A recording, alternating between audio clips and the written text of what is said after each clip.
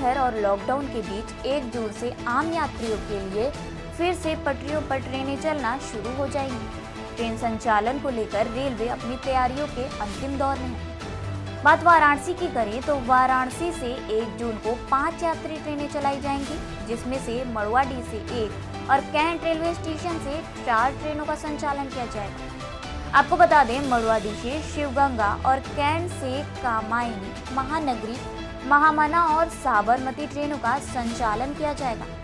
इन सभी ट्रेनों में एसी और नॉन एसी कोच होंगे। वहीं ट्रेनों में सीट आरक्षण को लेकर 22 मई से काउंटर टिकट बुकिंग शुरू हो चुकी है। सभी के लिए आरक्षण अनिवार्य होगा। वहीं ट्रेन में सफर के लिए रेलवे ने गाइडलाइन भी जारी की है। इसके साथ ही साथ बिना कंफर्म टिकट के सफर करना यात्रियों के लिए मुमकिन नहीं होगा।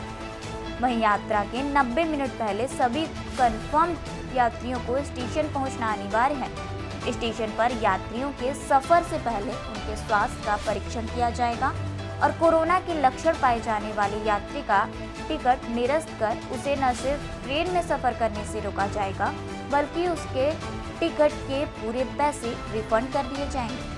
वहीं ट्रेन में यात्रा के दौरान यात्रियों को घर से खुद ही भोजन, तकिया, चादर लेकर आना होगा।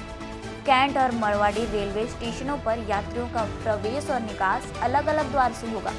वहीं स्टेशनों पर ट्रेनों में सामाजिक दूरी, रक्षा, सुरक्षा और स्वच्छता प्रोटोकॉल का पूर्णतः पालन किया जाएगा। वहीं यात्रियों में सभी मास्क व गमछा रखे हुए होंगे। देखिए, 1 तारीख से ट्रेन का परिचालन, जो कुछ रेगुलर ट्रेन्स थी वो चालू हो रही हैं। उस कड़ी में बनारस से भी 4 ट्रेन स्टार्ट हो रही हैं, जिसमें महानगरी है, साबरमती एक्सप्रेस है, महामना है और कामायनी। ये चारों ट्रेन्स का परिचालन 1 तारीख से शुरू हो जाएगा। इसमें एक जो मुख्यालय से जेसीओ आता है कि 1 तारीख से यहाँ से चालू होगी ट्रेन या फिर जो दूसरे डेस्टिनेशन है वहाँ से चालू होगी, ये अभी सूचना आनी बाकी है, उसका अभी क्लियरिफिकेशन बाकी है। उसके अलावा यहाँ पे जो प्रबंध हैं वो बहुत व्यापक प्रबंध किए गए हैं कोरोना महामारी से बचने के लिए। यात्रियों को 90 मिनट पहले स्टेशन में आना पड़ेगा स्टेशन पे, और उनकी प्रॉपरली थर्मल स्क्रीनिंग होगी और एक एंट्री का एक एक्सक्लूसिव जोन बता दिया गया है कि उसी जोन से हमारे कमर्शियल के स्टाफ, हमारे आरपीएफ, जीआरपी और सारे लोग उसमें लगे रहेंगे। मेडिकल की टीम लगी रहेगी ताकि उन लोगों की थर्मल स्क्रीनिंग हो सके, उनकी बोर्डिंग हो जाएगी। और निकलने का जब कोई गाड़ी यहाँ टर्मिनेट हो रही है उसके लिए भी अलग रास्ता बनाया गया है, जो कि दोनों रास्ते एक दूसरे से अलग अलग हैं। इस समय अगर हमारी श्रमिक एक्सप्रेस भी चलते रही, श्रमिक स्पेशल ट्रेन भी चल रही हैं, तो वो चलते रहेंगी। 9 नंबर प्लेटफॉर्म की तरफ, जैसा हम लोग जानते हैं कि शहर का दूसरा भाग जो कनेक्ट करता है, उसको हम लोगों ने टेम्प्रेरी रूप से अभी बंद किया हुआ है, उससे आवाजाही बंद रहेगी। केवल प्लेटफॉर्म नंबर 1 से ही यात्री आ सकेंगे और जा सकेंगे। देखिए, जैसे लॉकडाउन के बाद जो यात्री आश्रय में हमारे पास जो देश के विभिन्न कोनों से हमारे पास स्ट्रैंडेड पैसेंजर्स हैं, उनका ख्याल रखा जा रहा है बखूबी। बहुत अच्छे से हम लोगों ने उनके खाने पीने, रहने, जो भी रिक्रिएशनल और जो भी मोटिवेशनल एस्पेक्ट है उसका हम लोगों ने ध्यान रखा हुआ है। जब ये ट्रेन रेगुलर सर्विसेज में स्टार्ट हो जाएंगी, जैसे 1 तारीख के बाद, तो इन लोगों को धीरे धीरे भेजने का प्रयास किया जा रहा है कि इन लोगों को, जो महाराष्ट्र की ट्रेन यहाँ से जैसे चल रही है, तो महाराष्ट्र के जो यात्री हैं उनको पहले दिन ही हम लोग कोशिश करेंगे कि उनको यहाँ से विदा कर दें। जो कर्नाटका के हैं और दूसरे क्षेत्रों के हैं, उनके लिए भी जो कनेक्टिंग व्यवस्था है वो भी हम लोग करने का प्रयास कर रहे हैं।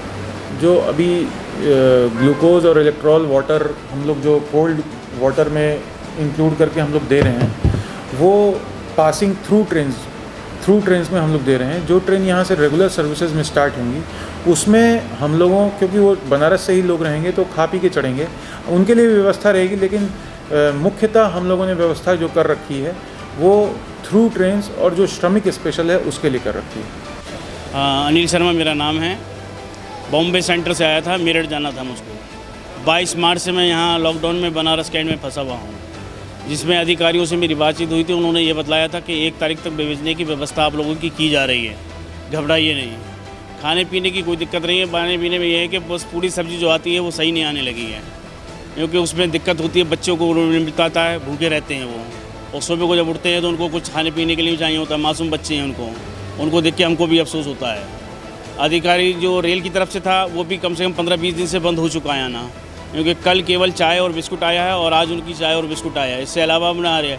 दूसरी बात ये है कि ये टीवी लगी हुई है, आज इसको कम से कम 1.5 महीना हो गया टीवी को। ये बंद इसलिए बताते हैं कि रिचार्ज नहीं हुआ। हमने उन लोगों से ये भी बोला कि हम लोग आपस में चंदा कर ले रहे हैं, आप इसको रिचार्ज करा दो, लेकिन उन्होंने इसकी भी कोई हमें नहीं भर रहे हैं वो। बस यही परेशानियाँ हैं साहब, ये कोई लेडीज़ों का, कुछ बच्चों का यहाँ मन नहीं लग पाता है बिना टीवी के, कभी कहीं इधर उधर। बच्चे तो साहब यहाँ कई हैं, सब 8-10 बच्चे हैं सब। गुजारा तो ये है कि सब पूरी सब्जी खाते हैं, उधर से लाई वाई मिल जाती है, वहाँ से वो ले आते हैं। जाने के लिए क्या बात हुई है? जाने के लिए 1 तारीख को बतला रहे हैं, भेजने की व्यवस्था की जाएगी आप लोगों को। मेरा नाम सौम्या है, मैं मुंबई थाने से आई है। इधर आके मेरे को 2 महीना हो गया है। कितने दिनों से आप यहाँ पे हैं? 2 महीने हो गए। जाने के बारे में आप लोगों को किस बात हुआ? हाँ, सुन रहे हैं कि 1 तारीख को खुलेगा। सुविधाओं के बारे में बात करें तो पिछले 2 महीने से आपको यहाँ पे क्या सुविधाएं मिली है रेलवे द्वारा? खाने पीने की सुविधा है, कपड़े उपड़े मिले, साबुन निरमा सब मिलता है, सब मिलता है, चाय वाय मिलता है। बनारस आप लोग आए थे, क्या करने आए थे? घूमने आए थे हम लोग बनारस और आके इधर फंस गए। प्रशासन की तरफ से क्या सहूलियत आप लोगों को मिल रही है? कब आप लोगों को जाने के लिए कहा? 1 तारीख को तो सुन रहे हैं जाने को।